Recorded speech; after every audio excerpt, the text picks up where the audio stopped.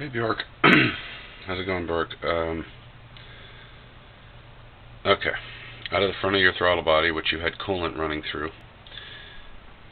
you have, try and tighten this beam up a little bit. You have this hose that goes right into the steering idle adjustment component, which also has a line running out of it directly to this valve that goes into your power steering pump. I'm not sure if you have power steering, but the second one comes up and goes into your plenum, right there where the light is on, dead center of the picture. Okay. Your 3 ports on your vacuum, basic vacuum out of the top of the throttle body, go into the rail. The first, the right 2. Go into the rail like that. The last one over here on the left goes down through your intake passage there, wraps around, and plugs right into the charcoal canister on the back. The other one's for fuel.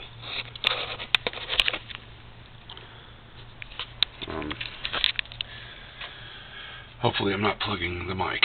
So, okay. Then you have these 2 off your BVSV bimetallic valve switching valve come out and go directly into the rail right there.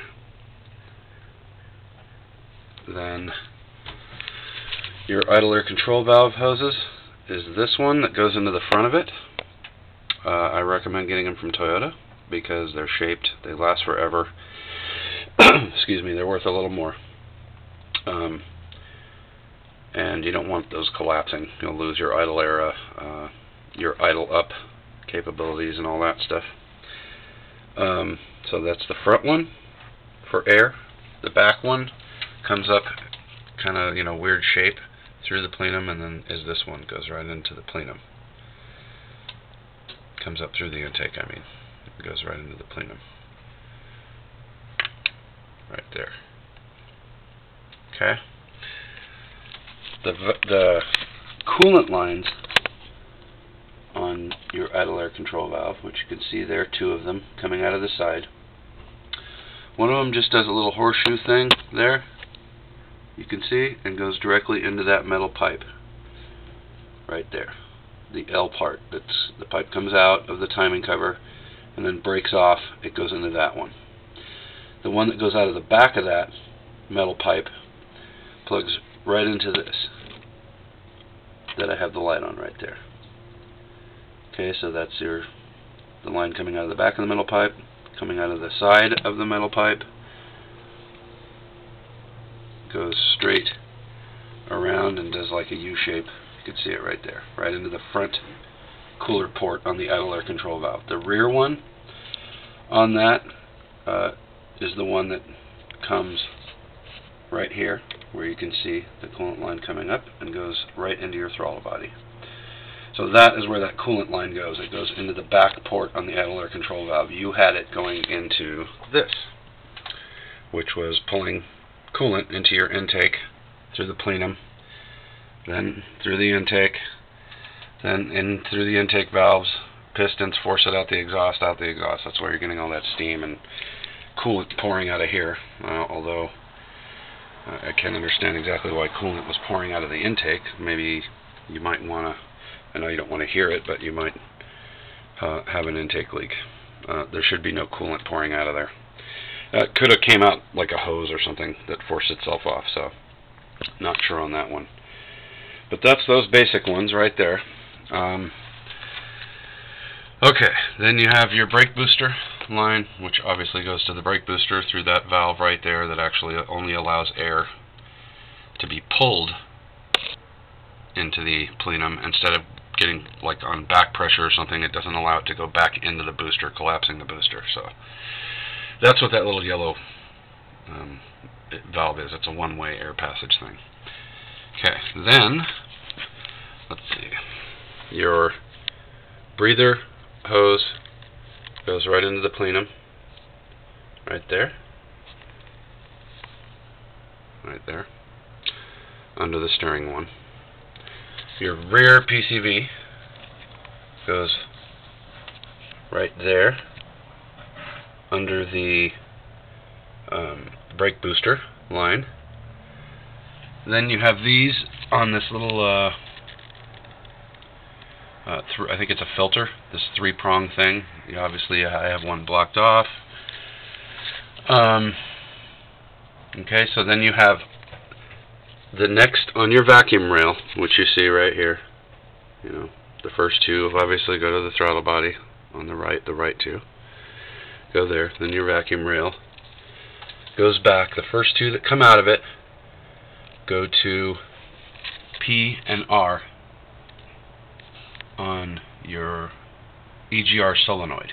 Well, it could be called a modulator, but that's what it is. It's a solenoid to actuate the EGR, and it actually has a filter in it that you can pop out and clean out. So those two lines off the next set of two that come off the vacuum rail go right into the modulator. The front one in the modulator, Q, I think it's Q, not O, so Q on your modulator right here comes out and goes into the second on the rail, second to last on the rail. The last on the rail comes out and goes directly into this, into your EGR on the top. Then underneath your modulator, this thing right here that the light is on in the center of the picture, underneath it you can see the larger hose, larger hose coming out of the bottom of it, goes up and around and plugs into that port on your EGR, which is down the pipe a ways, almost to the, halfway to the where it bolts onto the head. Okay, so that's pretty much the long and short of the vacuum. It seems overwhelming until you just do it a few times. You'll figure out where everything goes. So now you know where those coolant lines go. You can see the two on your idle air control valve coming out of the side. So the front one goes to the pipe coming out of the timing cover. The rear one comes up and goes into the throttle body right there. Alright, and trying to think if there's anything else I can add here for you. Oh, this is your vacuum switching valve, VSV. It is supposed to control hot soak conditions, like if you run through Death Valley for a while and kill the motor and it won't start. That's, I guess, vapor lock type of thing. The one coming out of the back of it goes right into this little filter thing right here, the 3-prong thing. The one coming out of the back by the little, I can't remember what they call that, a basket out of the top. You know you have it wired wrong if you hear air coming out of that thing. That's one thing I know. It makes like a suction, like a hissing, whining, whistling sound almost. Same with this AC one right here in the front. If you've got it wired backwards on these two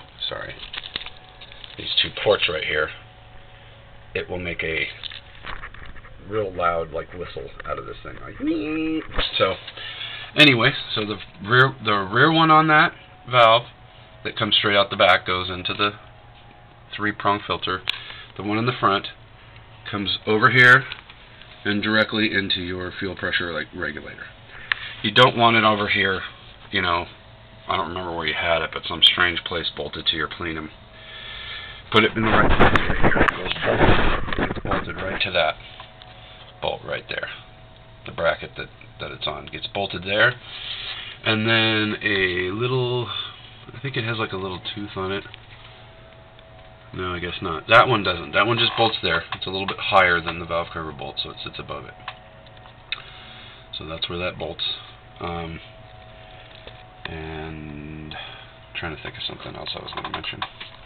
I'm not sure if I did already. I've done so many videos trying to get this right. The BVSV bimetallic valve switching valve. Comes out of the top of the front of your intake, right behind the cold start injector time switch. It actually is.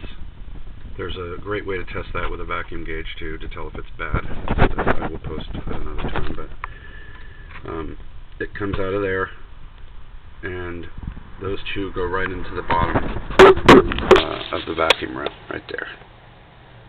Just in line like they are, they don't cross or anything. They come out of those two little wandering ones that come out of the vacuum rail. And those are for the EGR, so it is an important valve to make sure it's working. And yes, that is more JB Quick Weld on mine. So there is the 22RE with most everything, I would think, in the right place. Next, got to change the booster and master over to a, I believe Yoda Rob told me he got his was a 96 Tacoma or 97, something like that. So that's my next project. But anyway, alright Bjork, I hope that helps. And if you have any questions, just let me know. Just write it on your thread and I will check in. Alright.